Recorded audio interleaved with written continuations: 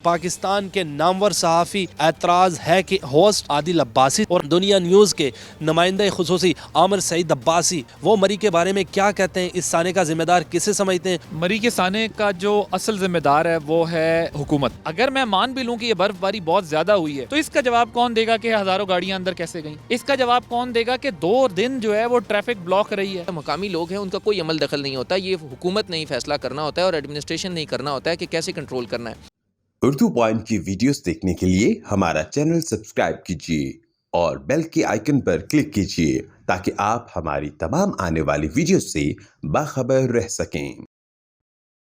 जी मेरे साथ मौजूद हैं मुल्क के नामवर सहाफ़ी आदिल अब्बासी, एतराज़ है प्रोग्राम के होस्ट। इनसे पूछते हैं मरी के साने के बारे में कौन ज़िम्मेदार है। आदिल अब्बासी साहब, मरी के साने में एतराज़ है, किस पे एतराज़ है आपको?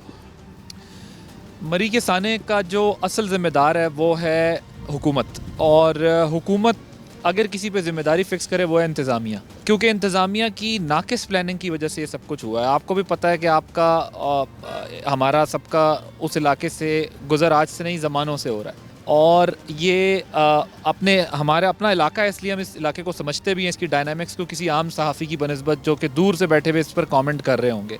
बर्फ़ इससे पहले भी कई दफ़ा पड़ी है, हो सकता है रिकॉर्ड बर्फबारी इस दफ़ा ज़रूर हुई होगी। कभी आपने सुना कि 2 या 3 लोग भी लाइन में गाड़ियों में लग के मरे? कभी ज़िंदगी में सुना हो? प्रॉब्लम यह है कि इंतज़ामिया ने नाकिस प्लानिंग की। मेरी कई पुलिस ऑफिशल से बात हुई जो कि यहाँ पर सर्व कर चुके हैं। मेरी कई इंतज़ामिया AC DC लोगों से बात हुई जो यहाँ पर सर्व कर चुके हैं। उन तमाम लोगों का ये ख्याल है कि ये इंतहाई नाकिस प्लानिंग थी। मैं आपको एक मिसाल दे के समझाने की कोशिश करता हूँ।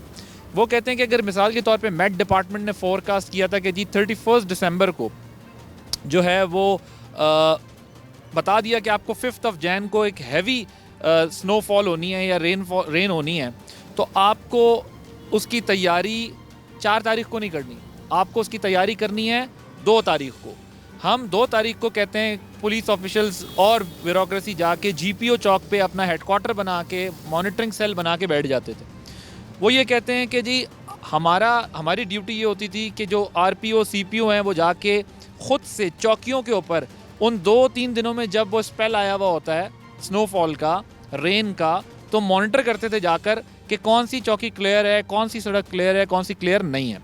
नंबर 2, वहाँ पर जो चेक होता है वो जब ही होता है जब आप देखें ना, अगर आपके ऊपर एक बड़ा पुलिस ऑफिसर बैठा हो तो नीचे DSP SHO की क्या मजाल है कि वो रिलैक्स हो सके।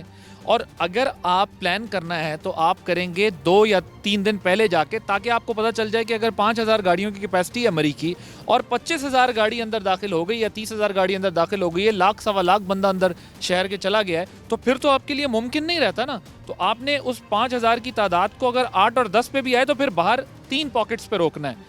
अब ये समझने की ज़रूरत है, मैंने अपने प्रोग्राम में भी बात की है कि पहला आपको पता है 17 मील वाला हो गया, एक्सप्रेस वे टोल प्लाजा हो गया, जहाँ पे आप ब्लॉकेट लगा के लोगों को रोक देंगे, जी आगे 5,000 10,000 गाड़ी चली गई, अब हम आपको मजीद नहीं जाने देते। तीसरा आपने लगाना है बाड़ियाँ के पास जो एबटाबाद के साथ, डिस्ट्रिक्ट एबटाबाद के साथ लगता है, वहाँ आपने लगानी है। इन 3 पॉकेट्स के ऊपर पुलिस एहलकार अगर आप लगा दें, ब्लॉकेट लगा दें और लोगों को वापस भेजना शुरू कर दें, तो मरी शहर में उस तरह ट्रैफिक जैम नहीं होता। किसी हुकूमती जिम्मेदार को भी अपने ओहदे से बरतरफ होना चाहिए, क्योंकि उनकी नाहली की वजह से 25 जो है वो इंसानी जानों का ज़िया हुआ है। हमें PTI ने समझाया कि अगर कोई बड़ा वाक़या हो जाता है तो फिर आपको जो है वो इस्तीफ़े दे देने चाहिए। उस्मान बुज़दार साहब की इनकॉम्पिटेंट पंजाब गवर्नमेंट की वजह से ये वाक़या हुआ। प्रॉब्लम ये है कि उस्मान बुज़दार साहब को बहुत सारी चीज़ों का पता ही कुछ नहीं है, और जब IGs ये देखते हैं कि जब CM को कुछ नहीं पता तो वो भी रिलैक्स रहते हैं, जब वो रिलैक्स रहते हैं तो नीचे पुलिस एहलकार रिलैक्स रहते हैं, और नीचे फिर पुलिस का आम सिपाही तक रिलैक्स रहता है कि उसको पता है कि हमारी उस तरीके से स्क्रूटनी या अकाउंटेबिलिटी नहीं होगी। ये मुझे लगता है अभी किसी एक आध को गवर्नमेंट ऑफिशियल को किसी को उड़ा देंगे, ओहदे से हटा देंगे, लेकिन असल मसला उनको हटाने से नहीं, असल मसला मुझे लगता है उस्मान बुज़दार साहब हैं, जिनकी इनकॉम्पिटेंट गवर्नमेंट ने इस किस्म के जो है वाक़यात हमने देखे। अगर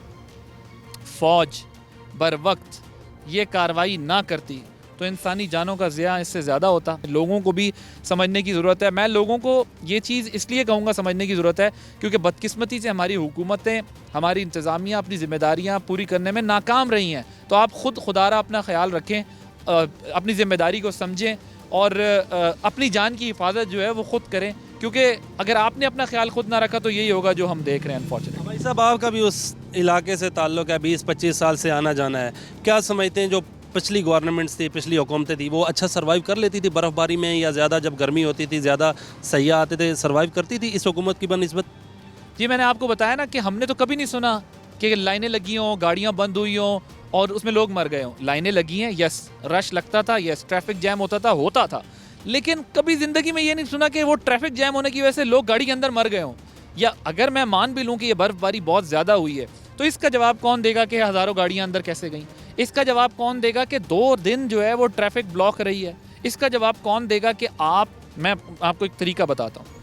मसलन क्या अगर पुलिस मुतहर्रिक होती तो ये नहीं हो सकता था कि जब देखा कि पूरी रात ढल चुकी है, इतनी बर्फ़बारी हो चुकी है, तो पुलिस उन लोगों को गाड़ियों से निकाल के महफूज मकामात पे, घरों में, थाने में, मसाजिद में रख सकती थी ताकि वो वहाँ से निकल के थोड़ी देर के लिए रात को अपनी जान बचा पाते या अपने आप को सेफ रख पाते। लेकिन एहसास की बात है, इदराक की बात है, और बात यह है कि जब मुसीबत पड़ गई तो फिर तो मैं मानता हूँ कि इंतज़ामिया बड़ी मुतहर्रिक हुई, बेचारे सारे बड़ी मेहनत से काम करने लगे, लेकिन ये काम पहले करने होते हैं। ये आपको फोर्सी करके एक फॉरवर्ड प्लानिंग करनी होती है। ये ऐसा नहीं होता कि अब हादसा हो गया तो आपने जो है वो सारे रिसोर्सेज अपने भरू है कार लाने।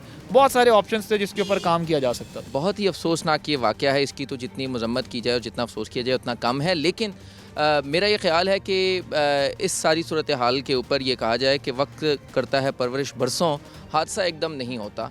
देखें, जितने भी क्राइसिस होते हैं, हादसात होते हैं ना, उनके पीछे कोई एक फैक्टर नहीं होता, मल्टीपल फैक्टर्स होते हैं। सारी चीज़ें जब जमा होती हैं तो उसके बाद इस तरह का अफसोसनाक सानिया या वाक़या पेश आता है। इसमें सबके लिए लर्निंग है। इसमें अगर हम सबसे पहले नेग्लिजेंस की बात करें और गफलत की बात करें तो वो सबसे पहले इंतज़ामिया की है। देखें, सबसे पहले जो भी एडमिनिस्ट्रेशन होती है वो स्ट्रॉन्ग होगी तो उसका नीचे ट्रिकल डाउन इफ़ेक्ट होगा, लोगों कानून पर अमल करेंगे, ट्रैफिक डिसिप्लिन होगी। वहाँ पे जो महंगाई की शिकायत हैं, जो शहरियों की शिकायत हैं, आपने शायद इत्तेफाक भी किया और देखा भी हो कि मैंने सबसे पहले ये एडमिट किया गलती कि हम बीइंग मरी के लोग, हमने वो इज़्ज़त और वो मुकाम अपने सयाहों को नहीं दे सके जो वो डिज़र्व करते थे। सो हमें उन तमाम गलतियों से भी सीखना चाहिए जो हमारे कुछ नादान दोस्तों से हुई, और ये बहुत लिमिटेड से लोग हैं। लेकिन ऑल्दो के जब जो सयाह हैं उनका इंटरेक्शन जो है वो शायद जो 92 देहात हैं मरी के, उनके साथ नहीं होता, बल्कि सिर्फ मरी शहर की हद तक जो 3-4 देहात हैं जो सिर्फ मरी शहर में आते हैं उनके साथ होता है। उसके बाद जो मकामी लोगों का भी रवैया था वो भी बहुत ज़्यादा अच्छा नहीं था और अफसोसनाक था, मैं ये कहूँगा, इनिशियली शुरू में। फिर बाद में सानिया हुआ, उसके बाद तमाम लोगों ने बहुत अच्छे तरीके से लोगों की खिदमत की, जो ट्रैफिक में फंसे थे उनको निकालने की कोशिश की। लोगों ने अपने घर खोल दिए, ताले तोड़ दिए, अपने बच्चों को बाहर सुलाया और सयाहों को घरों में दाखिल किया, उनकी आवभगत की। लेकिन अब खैर ये सीखने का मौका है। मेरा ये ख्याल है कि ये तमाम जो वाक़यात थे, इन तमाम के जमा होने के बाद इतना बड़ा सानिया हुआ, इन सब से सीखने की ज़रूरत है। अब भाई साहब, देखा जाए, मैंने और सयाहों से भी बात की है जो 3-3 दिन फंसे रहे हैं बर्फ़ में, 2 दिन फंसे रहे हैं फैमिलीज़ के साथ। वो एतराज़ करते हैं कि होटल्स के रेट बहुत ज़्यादा थे। एक नान 40 से 50 रुपए में फ़रोख्त होता है, और गेस्ट हाउस की ये बता रहे थे कि जहाँ 3-3, 4-4 हज़ार रुपये रूम का रेंट था वो 20,000 रुपया रेंट हो गया था। हत्ता कि हीटर यूज़ करने के भी एक्स्ट्रा चार्जेस लेते हैं। क्या ये बात सच है?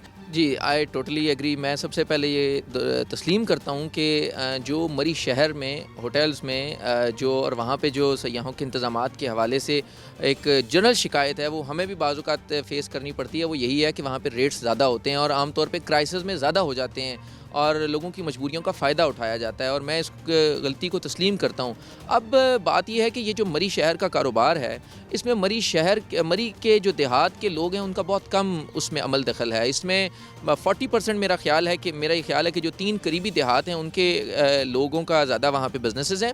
60% लोग ऐसे हैं जो बाहर से जिन्होंने वहाँ पे बिज़नेस किया। अब वो तमाम लोग भी ओवर चार्जिंग करते हैं और ज़ाहिरी बात है उसका एक इम्पैक्ट आता है। लोग मरी की ही बात करते हैं और हम उसको तस्लीम करते हैं कि उसमें बहुत सी चेक एंड बैलेंस की ज़रूरत है। एडमिनिस्ट्रेशन को उसमें एक ऐसा फ्रेमवर्क बनाने की ज़रूरत है जिसमें तमाम लोगों को एक ऐसे मैकेनिज़्म के तहत ट्रीट किया जाए कि किसी भी सयाह की शिकायत नहीं आनी चाहिए। लोग पहले से बुकिंग्स करें, एक स्टैंडर्ड्स हों कि किस होटल का क्या रेंट होगा और किस खाने पीने की चीज़ का क्या रेट होगा और वहाँ पे ट्रांसपोर्ट का क्या रेट होगा। इन तमाम चीज़ों के ऊपर बहुत ज़्यादा चेक एंड बैलेंस की ज़रूरत है और ये गवर्नमेंट लेवल के ऊपर हो सकता है। इसमें कोई जो इनफरादी शख्सियत है, मकामी लोग हैं, उनका कोई अमल दखल नहीं होता। ये हुकूमत नहीं फ़ैसला करना होता है और एडमिनिस्ट्रेशन नहीं करना होता है कि कैसे कंट्रोल करना है।